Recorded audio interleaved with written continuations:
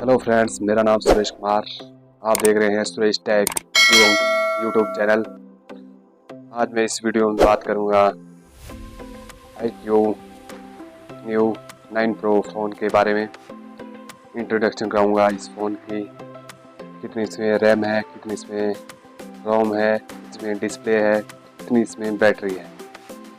और ये 2024-22 फरवरी को लॉन्च होने वाला है, न्यू फ़ोन आया है।